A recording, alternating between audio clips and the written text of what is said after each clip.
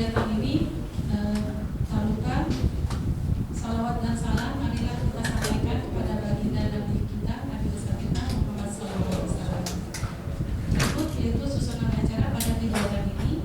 Yang pertama adalah laporan penyelenggaraan kegiatan yang akan disampaikan oleh Kepala Bidang Penempatan Tenaga Kerja dan Transmigrasi oleh Ibu Yuni Setiasari. Kemudian yang kedua yaitu sambutan dan arahan sekaligus pembuka acara dari Dinas Trans Provinsi Banten terkait kebijakan penempatan tenaga kerja di Provinsi Banten. Kemudian yang ketiga adalah kebijakan pembinaan SDM penempatan oleh Pinapeta dan Pinaka dari KPRI.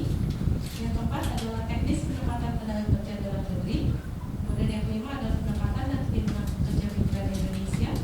Yang keenam adalah perluasan kesempatan kerja, dan yang ketujuh adalah pengendalian penggunaan tenaga kerja asing. Yang kedelapan informasi pasar kerja. Yang sembilan adalah konsep CKP serta tenaga komunikasi. Acara dimulai dari laporan penyelenggaraan kegiatan yang akan disampaikan oleh Kabid Penempatan Tenaga Kerja dan Transmigrasi oleh Ibu Yuni Setiasari. Assalamualaikum warahmatullahi wabarakatuh. Yang saya hormati Bapak Kepala Dinas Tenaga Kerja dan Transmigrasi Provinsi Banten, yang saya hormati Pejabat Eselon 4 Unit Dinas Tenaga Kerja dan Transmigrasi Provinsi Banten, yang saya hormati dan senior dari Kemenaker RI Jakarta dan Provinsi, Bapak Ibu undangan peserta BIMTEK yang berbahagia, puji syukur kehadirat Allah Subhanahu wa Ta'ala bahwa hari ini kita bisa berkumpul dalam keadaan sehat walafiat serta dapat mengikuti acara BIMTEK SBM Penempatan Tenaga Kerja tahun 2022. Izin Pak Kadis, saya akan melaporkan penyelenggaraan bimbingan teknis SDM Penempatan Tenaga Kerja tahun 2022 tanggal 10 Agustus 2022. Dalam kesempatan ini latar belakang yang akan dilaksanakan kegiatan BIMTEK ini dilatar belakangi oleh optimalisasi peningkatan pelayanan yang dilaksanakan oleh petugas antar kerja yang dibekali oleh kompetensi, keterampilan, dan wawasan pengetahuan yang terdahulukan guna menunjang pelaksanaan tugas pokoknya dalam penempatan tenaga kerja. Itu latar belakangnya. Adapun maksud dan tujuan dilaksanakannya BIMTEK tugas bidang penempatan tenaga kerja adalah yang pertama, meningkatkan kompetensi, keterampilan, dan wawasan pengetahuan yang terdahulukan guna menunjang pelaksanaan tugas pokok dalam penempatan tenaga kerja. Yang kedua, tujuan dilaksanakan BIMTEK ini yaitu menyamakan persepsi dalam pelaksanaan kegiatan antara Dinas Tenaga Kerja dan Transmigrasi Provinsi Banten dengan Dinas Tenaga Kerjaan Kabupaten Kota, sehingga dalam pelaksanaan kegiatan dapat berjalan optimal, efisien, dan tepat sasaran. Peserta BIMTEK ini Pak Kadis kami laporkan berjumlah 30 orang, terdiri dari petugas antar kerja yang berada di dinas yang membidangi ketenaga kerjaan pada tingkat kabupaten kota, serta BKK yang kemudian LPTKS dan P3RI pesertanya. Adapun waktu dan tempat diselenggarakan pada tanggal 10 sampai tanggal 12 Agustus 2002 bertempat di Hotel Sitbel Express Cilegon.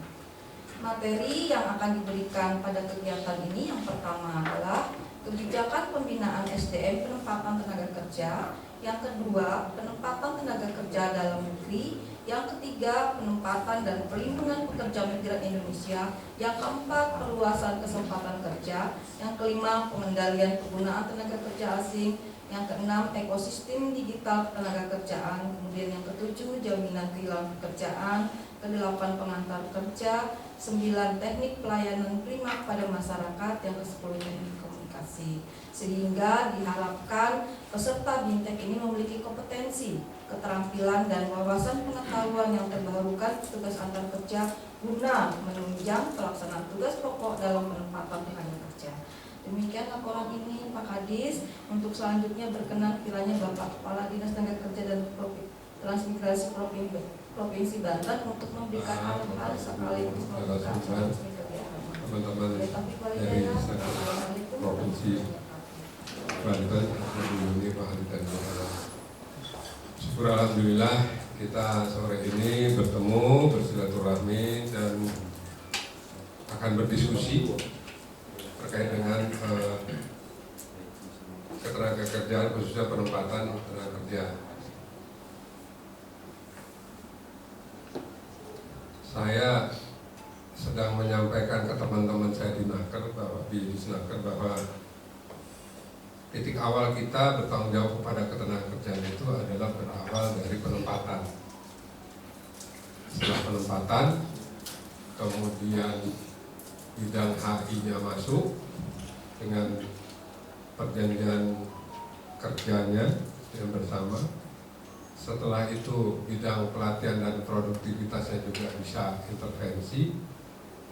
Baru nanti yang tiap hari di lapangan bidang pengawasan. Ini sedang saya coba untuk terus saya sampaikan ke tiap beberapa kesempatan. Karena yang keren itu cuma pengawas doang. Pengawas doang. Teman-teman kabupaten kota mau ke perusahaan juga kadang telepon, tolong sih didampingin pengawas. Takut amat sih sama pengawas, saya bilang gitu. Katanya pengawas punya kapling ya. Nah itu kita selalu sampaikan itu. Karena juga ternyata dalam hal pemeriksaan, teman-teman pengawas juga selalu menanyakan tentang laporan lowongan kerja dari perusahaan itu dilaporkan atau tidak. Ya alhamdulillah banyak yang laporin, lapornya ke job street ya, lapornya ke job street. Makanya Bu Yuni lagi ngebangun si loker yang nanti kita kombinasikan dengan yang dari Kemenaker tadi apa sistem siap kerja. Wah kayak bener. Ini akibat dari setiap diklat tim harus bikin proyek perubahan. Yang paling gampang proyek perubahan aplikasi gitu. Terlalu banyak aplikasi ternyata tidak teraplikasikan. Tidak teraplikasikan. Bapak Ibu yang saya hormati, memang kalau bicara ketenagakerjaan, walaupun saya baru 4 bulan, asik juga sih. Asiknya pusingnya aja. Hari ini saya gara-gara satu kegiatan tertunda tergopoh-gopoh sampai kegiatan sekarang. Jam 8, setengah 9, jam 9 saya tadi dengan Bu Yuni juga dan Bu Ella kegiatan. Rencana jam 10 saya ganti kulit dulu, menghadap Pak PJ Gubernur untuk mengantarkan anak-anak kita ikutin Jambore Nasional. Ganti kulit sebagai pramuka, makanya bawahnya ini bukan hitam Pak, coklat tua, dan saya gampang ganti atasnya aja. Ternyata beliau menghadirin paripurna hari jadi Kota Serang, akhirnya molor sampai jam 12 lewat tadi baru diterima. Selesai itu saya ke kantor, alhamdulillah numpuk pegawaian, tanda tangan. Ini 2 hari ini saya butuh tukang pijat nih Pak, di tangan saya ini udah siap. Dari mulai rencana kerja, pengawasan, surat dan lain sebagainya. Ditambah kalau mau hari ulang tahun pramuka 2 kali gini tadi. Piagam Pancawarsa untuk pramuka saya tanda tangan, alhamdulillah lancar. Sadar-sadar sudah jam 3:30. Mau berangkat, Pak ada tamu dari Tangerang. Siapa? Teman juga kenal. Ya udah gue terima 12 miliar, gue ditunggu di Cilegon kata saya. Dan alhamdulillah dari Serang ke sini kan sekarang Serang Cilegon sudah metropolitan Pak, macetnya. Itu ampun, coba tinggal beli mobil, tambah lagi ntar mobil listrik. Bapak itu besok ke itu ya, ke Ayon ada pameran mobil, mobil listrik. Wuling, DSFK yang sudah ada di Cikande pabriknya. Nah, penempatan ini belum dianggap oke gitu ya, karena tadi masih kalah dengan pengawasan. Tapi kita berharap dengan adanya kita diskusi nanti diampu oleh pakar-pakar dari Kemenaker, kita bisa saling sinergi. Karena tidak bisa saja kita bicara, oh maaf ya, kalau satu perusahaan itu di satu daerah itu urusannya kabupaten kota. Saya di provinsi hanya ngurusin yang perusahaan yang operasi di lebih dari 2 kabupaten kota, nggak bisa gitu kan? Kenapa? Karena keterbatasan SDM kita masing-masing. Saya punya mediator di provinsi itu untuk membackup Pandeglang dan Lebak. Cilegon, Serang ada. Tapi pengawasan saya butuh 250 orang, yang ada cuma 70. Dan insya Allah tahun depan pada pensiun. Makin berkurang lagi. Di pihak lain, penempatan juga ada kendala. Ternyata teman-teman adik-adik kita yang potensi kerja, yang angkatan kerja, bekalnya belum cukup. Maka pelatihan didorong untuk melakukan pemagangan subsidi. Diprotes sama serikat pekerja. Ini kebijakan pemerintah untuk upah murah. Ya salam, bukan. Ini bukan upah murah, tapi ini bagaimana adik-adik yang nantinya tamat SMK, adik-adik yang nantinya tamat D3 itu merasakan suasana kerja dulu. Kalau di dalam pemagangan itu dia oke, silakan direkrut. Kalau enggak nggak apa-apa, bukan soal upah murahnya. Makanya saya bilang kenapa asik, tiap hari masalah itu selalu berganti, Pak. Tapi selalu terjadi adalah orang udah ditalak baru protes ke kita. Kenapa emang? Dulu janjinya, terus setelah saya ditalak nggak dapat apa-apa saya. Nah, terus gimana? Coba bapak-bapak dari pengawasan tagih itu janjinya. Lalu lagi mesra kagak ngomong ke gua, giliran ditalak pada ngomong gitu. Maksudnya gini. Pada waktu mereka masih dalam status pekerja, dijanjikan ini, itu, dan lain sebagainya, tidak diberikan, itu diabaikan gitu. Tapi begitu PKWT-nya selesai, itu ditagihkan lagi. Kita kan nggak bisa, mau mediasi masuk juga kan sulit. Tapi kalau di tengah perjalanan itu ada masalah, ya kita selesaikan. Seperti tadi Bu Yuni sampaikan, ada jaminan kehilangan pekerjaan CKP. Karena itu hal yang baru, ternyata perusahaan itu dari 3 kewajiban bayar premi BPJS Ketenagakerjaan, yang satunya ketiga ini belum dilakukan. Saya kadang kalau ngomong ke teman-teman HRD yang saya kenal, dosa lu kalau itu nggak disetorkan. Kenapa? Itu uang titipan. Premi itu uang titipan dari pekerja. Perusahaan, lu kan motong nih gaji gua, lu bayarin ya.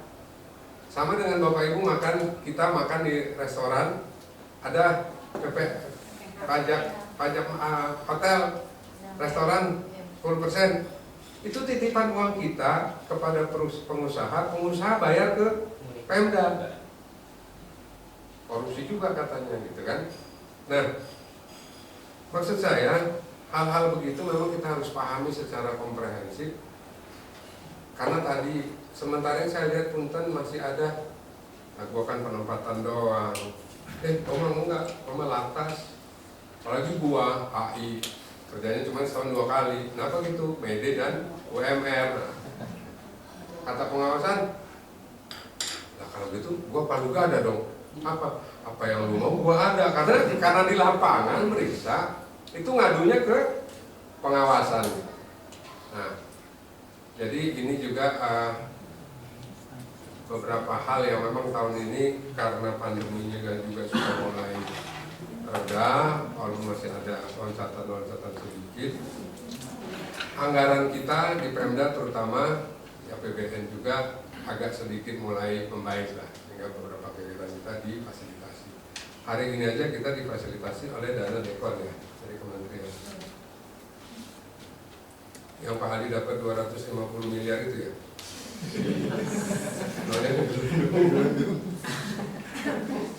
Tapi nggak apa-apa lah, daripada nggak ada, kita nggak pernah silaturahmi begini kan repot. Yang paling repot kalau sudah berkunjung ke kabupaten kota koordinasi. Yang berangkat ya bagi saya, yang berangkat eselon 3-4 aja, Bapak Ibu. Karena SPT saya sebagai kadis, sedih saya. Udahnya dibayar 150 plus 75, dapetin SPT-nya setengah hidup. Dikirim, begitu kembali disposisinya tidak mengenakan hati. Jadi eselon 2 di provinsi itu tidak. Kadis Nada Terus Provinsi Banten. Demikianlah rangkaian acara kegiatan ini. Semoga acara ini dapat bermanfaat bagi pembangunan Banten, khususnya di bidang ketenagakerjaan. Akhirul salam, saya ucapkan terima kasih atas atensinya. Billahi taufiq wal hidayah. Wassalamualaikum warahmatullahi wabarakatuh.